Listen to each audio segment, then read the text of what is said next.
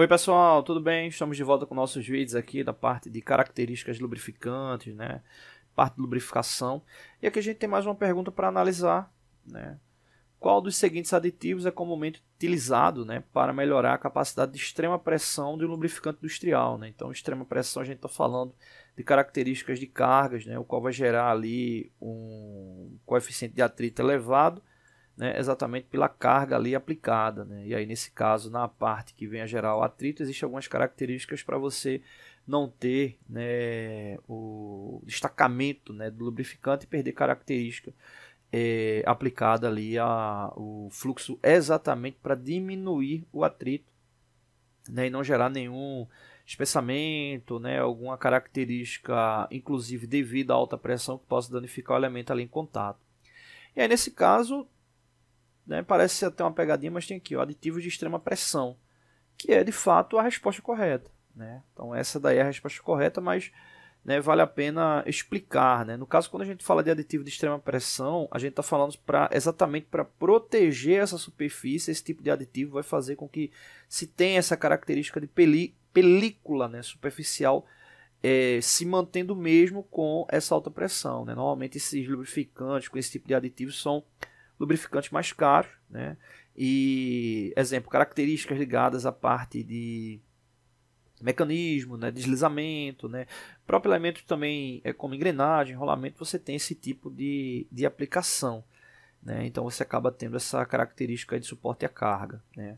E existem os outros aditivos aí também aplicados, né? A parte de antioxidante, né? Ou seja, você está falando de antioxidante referente à característica do óleo lubrificante, né? Reagindo ali para a questão de contaminantes, né? Ou seja, você acaba tendo uma vida útil maior para essa característica, né? Quando ele tem lá a indicação de um antioxidante. O segundo também é muito procurado, né? Exatamente quando você tem a possibilidade da formação de bolhas, essas bolhas elas possam prejudicar ali o desempenho do equipamento, né? Já que uma bolha em um sistema lubrificado, principalmente sistemas confinados, né? Você vai ter ali pode ter uma ação de pressão e aquela bolha vai se tornar agressiva ali ao sistema, né? Então nesse caso, quando se utiliza esse tipo de reagente, né, antiespumante, é exatamente para impedir, né, ou reduzir pelo menos, né, essa questão da espuma, que seriam as bolhas ali no processo. Redutor de fricção, né, ou seja, é um que tem muito, ele é muito utilizado com foco ali para redução de desgaste, né, superficial. É muito comum utilizar para proteção de máquinas, né, a questão de maresia, né,